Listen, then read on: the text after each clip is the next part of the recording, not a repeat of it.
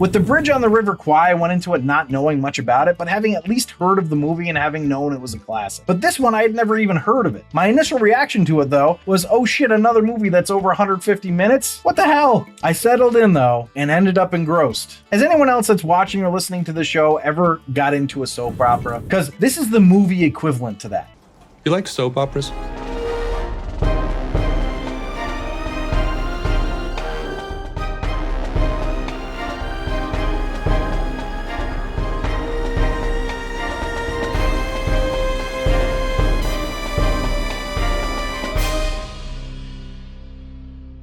Welcome back to The Rank. I'm John, and today we're going to be continuing to rank all the Best Picture nominees ever, and we'll find out what the best movie for each year and all time are. For those of you that are new to the show, the agenda for the episode is I go over some facts and tidbits that I found out about the film that I call the Potent Notables. Then I'll do the movie overview, which is as described, an overview of the movie. And then we'll finish it up with The Rank, the namesake of the show, where I rank the movie in 10 categories on a scale of 1 to 10. And today I'll continue the 1957 nominees, with the next one being Peyton Place, the 1957 Best Picture nominee starring Lana Turner, Hope Lange, Lee Phillips, Lloyd Nolan, Diane Varsi, Arthur Kennedy, Russ Tamblyn, and Terry Moore, with a screenplay written by John Michael Hayes that was adapted from the novel by Grace Metalious and directed by Mark Robson. It was nominated for 9 Academy Awards and won none. Yikes. That's tough. It was nominated for Best Adapted Screenplay, Best Cinematography, Best Supporting Actress for Diane Varsi and Hope Lange, Best Supporting Actor for Arthur Kennedy and Russ Tamblyn, Best Actress for Lana Turner, Best Director for Mark Robson, and of course, Best Picture. Now, if you're enjoying these rankings or you just want to find out what will be the best movie ever nominated for Best Picture or even just the best of each year, please subscribe and or follow, like the video, comment. You can reach out to me directly at info@therankpodcast.com. I will respond to your emails, whether they're questions, suggestions, comments, whatever. And if you super duper like it, please consider becoming a patron on our Patreon site at patreon.com/therankpodcast. Now, so far, 1957 has been a good year with 12 Angry Men sitting on top with a 91.5 and The Bridge on the River Kwai below it at an 86.75. Of course, those are probably the two most well-known of the nominated movies of that year, and the Academy got it wrong again, but will 12 Angry Men remain on top? Let's find out how Peyton Place ranks among the all-time and for its year, starting with the Potent Notables. Potent Notables.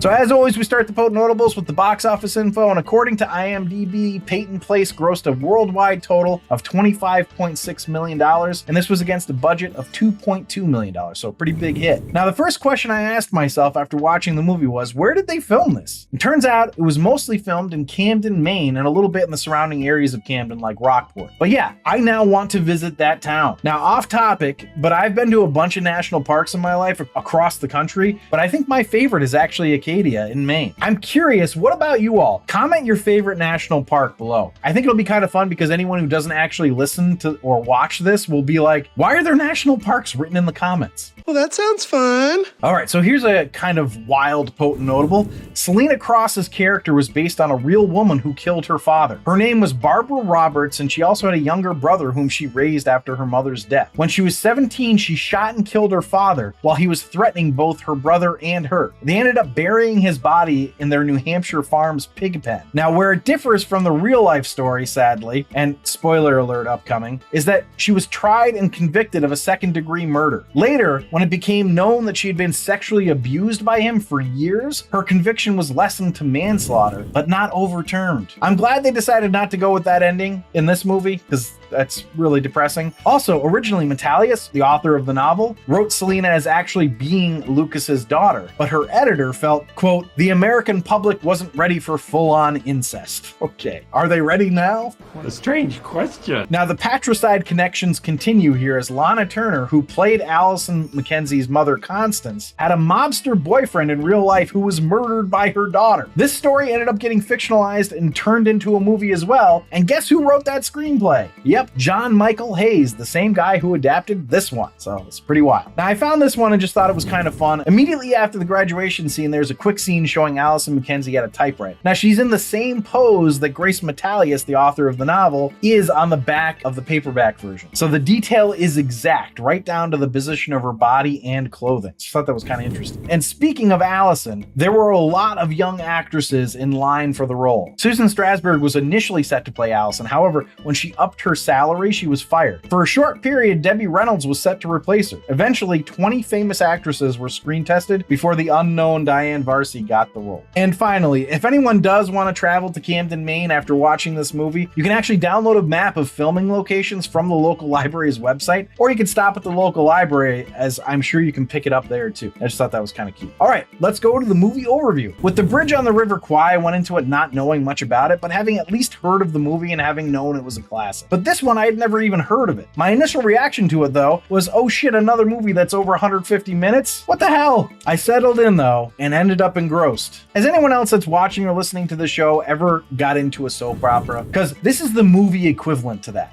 You like soap operas? I don't know that anyone's going to say that a soap opera is prime art, but you give a soap opera enough time and it will absolutely get you absorbed. When I was a kid, I had a babysitter that would watch Days of Our Lives during nap time, and I never slept at nap time, and that definitely became my show. I remember looking forward to watching that and The Price is Right whenever I stayed home sick from school. Well, the same can be said for this movie. It pulled me in the same way. Peyton Place is the name of the fictional New England town, and we get a slice of life of that town from the perspective mostly of the high school graduating class of 1941. The main characters are Allison and her mom Constance, or Connie, her best friend Selena, Selena's mom, drunkard stepdad, and little brother Joey, the coolest and richest kid in school, Rodney, his girlfriend and his father's foreman's daughter, Betty, Allison's love interest, Norman, the town doctor, Dr. Swain, and finally the new principal, Mr. Ross. It's like the Avengers of teenage angst.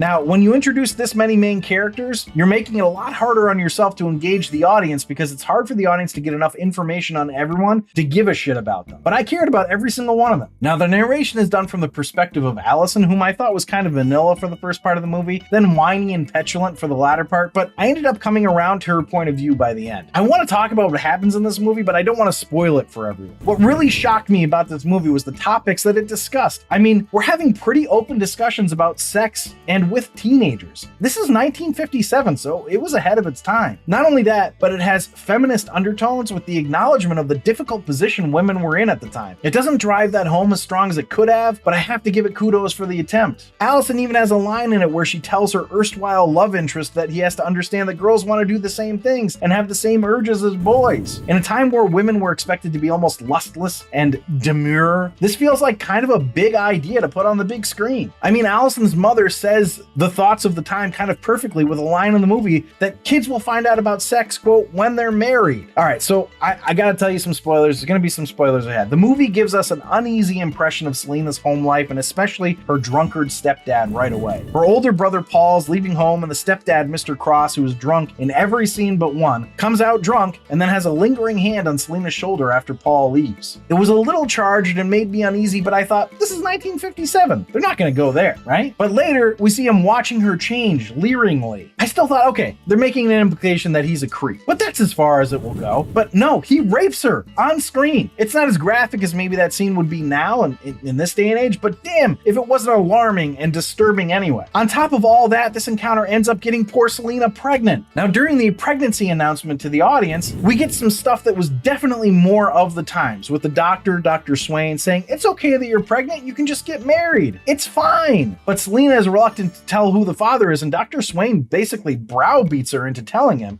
And when he finds out who it is, he ends up giving her an abortion. It was blowing my mind that a movie that came out in 1957 would depict an abortion on screen. And I'm sure you can tell that by these standards, everyone else's story in here sort of paled in comparison. Like, you know, Allison and Rodney and Betty and Constance. Like, you know, Selena's story is definitely the most gripping. For instance, there was a will they or won't they dynamic between Allison and Norman, and the fraying relationship between Allison and her mother. There was a will they won't they between Mr. Rossi and Allison's mom Connie, and another will they won't they between Rodney and Betty because Rodney's dad, the rich guy in town who owns the mill, makes Rodney break up with Betty because she's below his station. I'm sure you can see how this is very soap opera-y at this point. So this movie is a coming-of-age tale, a treatise on the dangers of rumor mongering, a love story, a lesson on the importance of sex education, and an ode to reconciliation. It was an epic on the smallest scale, and yet it felt large. It had me watching it hoping for every good outcome for all the characters. It didn't give me all of them, but enough. It caught me off guard and delighted me, but the question is, how will it rank? Let's find out. A rank. So the rank is where I rank the movie based on 10 categories: story, acting, originality, film coherence, cinematography, score/soundtrack/sound, script structure and dialogue, character relatability, production value, and my rank. I rank it on a scale of 1 to 10, 1 being the worst, 10 being the best. And before I get started on the rankings, I just want to say if you're enjoying this episode, please leave a like down below. It really does help us. It helps the podcast grow. But our first category is story, which I gave an 8.5. There's really a lot of stories here with a lot of characters. I think it's not higher for me because the main story feels like it shouldn't be the main story. Selena's story is the one that is really the focus, but for some reason the movie wants you to care about Allison's story more. I didn't, and I was fine with her story, but hers was definitely more of a petulant teenager than Selena's. So let's go to acting, which I gave a 7. The actors got me invested in the characters. They certainly made me emotional sometimes, but there's a lot of overacting in it as well. It's really not bad, it's just not subtle. And maybe acting doesn't have to be subtle, but when it's not subtle, you feel like you're watching a movie instead of seeing lives being lived. So let's go to originality, which I gave a 9.5. This feels like a pretty groundbreaking and progressive piece of work for its time. I was shocked when they had the principal talk about having a sex ed class and asking where else are they going to learn it. I mean, there was an abortion in the movie. Had that been done before? I think they pushed the envelope with this movie and they did it as if it was hidden in a 1950s aesthetic of stereotypically normal lives. It was cool. So let's go to film coherence, which I gave an 8.75. It was more about a place than a person. And I know that's an obvious statement, but the reason I'm saying it is because I think it may have been a little more coherent if it had just focused on Selena. That being said, I think it would have been a harder pill to swallow if it wasn't seen through the lens of more normal coming of age issues to see past the idol. Still though, I think it could have been a little shorter. I will say there was one part that confused me as to why it was in there, and that was the Miss Thornton stuff. It's right in the beginning. She didn't get picked for principal, and that was sad, and then we were done with her. I assume she had more of a role in the book. I don't know. But let's go to cinematography, which I gave an 8.5. I thought the cinematography was really good in this. I liked the way they framed things. They would have things off center when you wouldn't expect it, but it made it more impactful because of it. I just thought they made good choices when they could have made generic ones or bads. So let's go to score/soundtrack/sound. I gave that a 5.5. Now the score wasn't necessarily bad, it was just distracting and it didn't seem to fit. Like when Selena is getting chased through the woods by her rapist stepfather, it almost sounds jaunty. But when Allison runs away from her party and goes upstairs, it is incredibly dramatic and way too loud. Actually, often the music cuts in at a much higher volume than it should and is often more dramatic than the situation requires and not dramatic enough in others. It's not all the time or every situation, but with an over 2.5 hour runtime, you can't help but notice them. So let's go to script structure and dialogue, which I gave an 8.5. It was really good, but at times it got too literary with its dialogue. There were definitely times where they had people say things that people wouldn't say, but that an author would write. Flourishes are nice, but it always brings me out of it a little bit. Now, if it's too full of itself, it really does, but this one wasn't that. It definitely got me invested in the characters. So let's go to character relatability, which I gave a 9. I think they're all pretty relatable. It's interesting to see life back then. We really thought that falling in love in high school was like legitimate love. Like the parents were like, yeah, they might be in love. I felt like the teenagers and the reactions to their problems felt very true. Selena was incredibly relatable. Allison was a little petulant, but ultimately relatable. I would have liked to have seen a little more development of Norman because he just felt like a sad sack to me. But let's go to production value, which I gave a 9.5. This was really excellent. I couldn't bring myself to give it a perfect score because it feels like they just picked the right town. But even so, you really get the feel that they're trying to present. It felt very authentic. I think the only thing I can think of specifically that felt off was the courtroom that looked like it belonged to a much bigger city. So let's go to my rank. I gave it an 8.5. Just like a soap opera, it sucks you in if you watch long enough. It's funny because if someone were to ask me if this was a great movie, I don't think I'd say yes, but I really enjoyed it. It's one of those movies where you keep being like, is this good as you're watching it? And yet you can't help being invested in it. I don't know that I would have ever watched this movie if I hadn't been doing this podcast, so I'm glad I'm doing it. So altogether, that puts Peyton Place at an 83.25, which makes it an I'd watch it again. So it did end up below The Bridge on the River Kwai and 12 Angry Men, but still a really decent score, and it's in the top 3 tiers. So thanks for listening and or watching, everybody. If you'd like to see a list of my updated Best Picture Series rankings, you can do that on our website at therankpodcast.com. Remember to subscribe, review, and comment. Please consider supporting us on our Patreon site at patreon.com/therankpodcast, where you'll get access to all of our archived episodes. And just as a reminder, please like the episode if you enjoyed it. It really does help us out. And in true Peyton Place fashion, I'm leaving you with a scandal. My sudden disappearance. Goodbye.